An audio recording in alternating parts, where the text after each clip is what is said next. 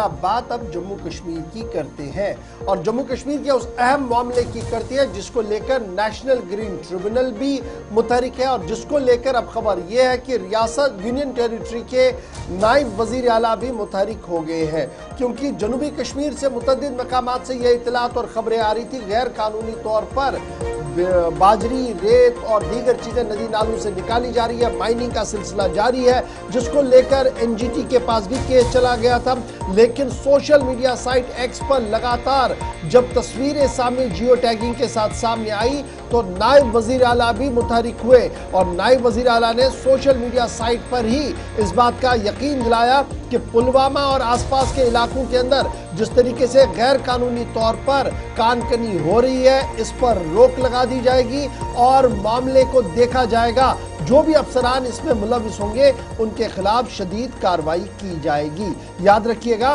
कि यह मामला पिछले कई महीनों से लगातार सुर्खियों के अंदर है, क्योंकि Jammu Kashmir pollution control committee की तरफ से पहले ही इन जो लोग वहां पर काम कर रहे थे, जो इदारे काम कर रहे थे, इनको बंद करने के लिए कहा गया था। इलीगल माइनिंग जो है वो रोमशी नाला और आसपास के इलाके के अंदर बड़े पैमाने पर चल रही है और मारूफ आरटीआई एक्टिविस्ट राजा मुजफ्फर की तरफ से लगातार नेशनल ग्रीन ट्रिब्यूनल में दरख्वास्तें दी गई थी, जिसकी समातें भी हुई और एनजीटी के प्रिंसिपल बेंच ने बाज़ाब्ता तौर पर, जिसमें जस्टिस प्रकाश साहब थे जो चेयरमैन है और डॉक्टर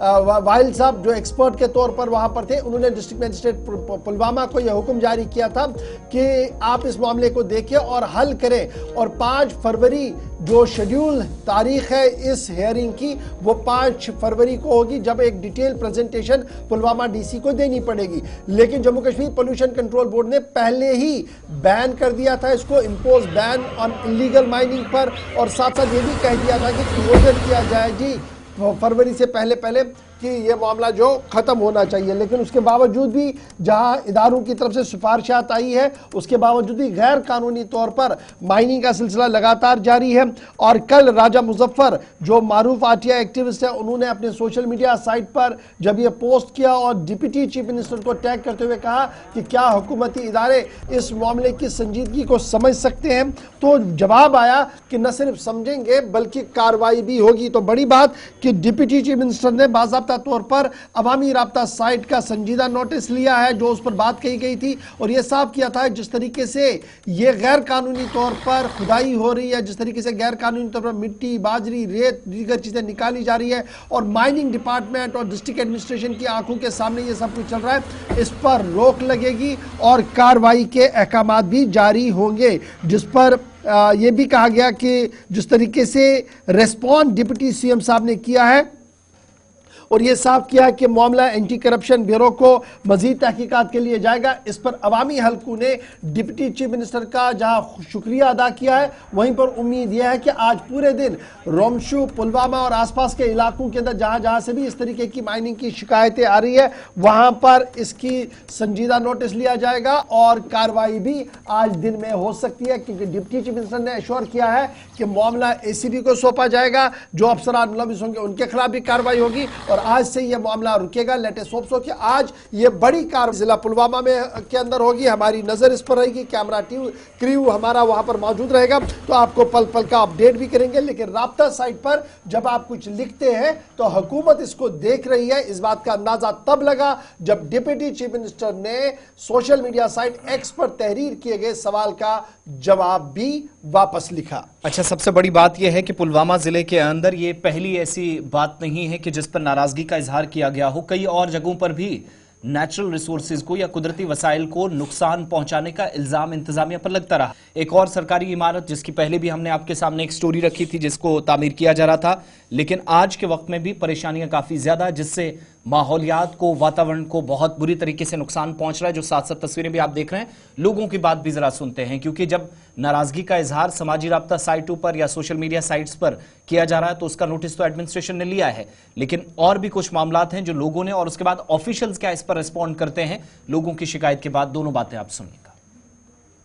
और लोग के साथ साथ डिस्ट्रिक्ट एडमिनिस्ट्रेशन भी टस से मस नहीं हो रही है। आपने देखा होगा 2019 के बाद यहाँ पे कई सारी जगहों पे रोमशी आड़ा हो, रेम्ब्यारा हो, या और भी 2-3 इलाके हैं जहां पे माइनिंग हो रही है।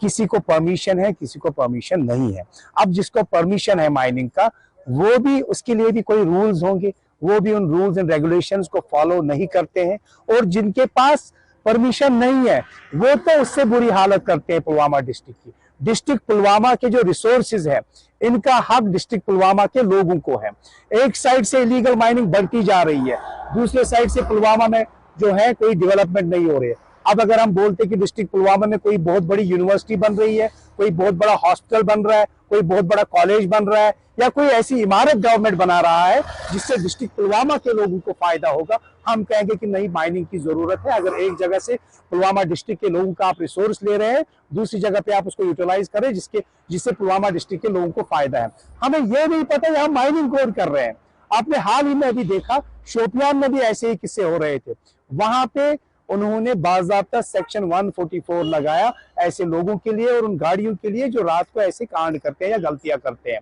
लिहाजा मैं आपकी वसादत से डिस्ट्रिक्ट एडमिनिस्ट्रेशन को, उमर अब्दुल्ला लेड सरकार को और एलजी साहब से गुजारिश करता हूं, जैसे आप बाकी चीजों में कमेटीज बिठाते हैं, अभी थोड़ा सा पुलवामा में किसी बच्चे को कोई परेशानी होती है या किसी बच्चे ने कोई गलती की होती है, आप कमेटीज बिठाते हैं। आप इसमें, ये तो उससे भी खतरनाक जहर है कौम के लिए। आप पुलवामा डिस्ट्रिक्ट के रिसोर्सेज को चुरा रहे हो, आप इसके लिए भी कमेटी बिठाइए। और डिस्ट्रिक्ट में डीसी साहब को गुजारिश करता हूं, वो इसके लिए कमेटी बिठाए और ये देखे उनकी मशीनरी में अगर ये कम्युनिकेशन गैप रह रहा है, उनको समझ नहीं आ रहा है कि ये कौन लूट खसोर कर रहे हैं डिस्ट्रिक्ट पुलवामा का, उनको ये जिम्मेदारी है। वो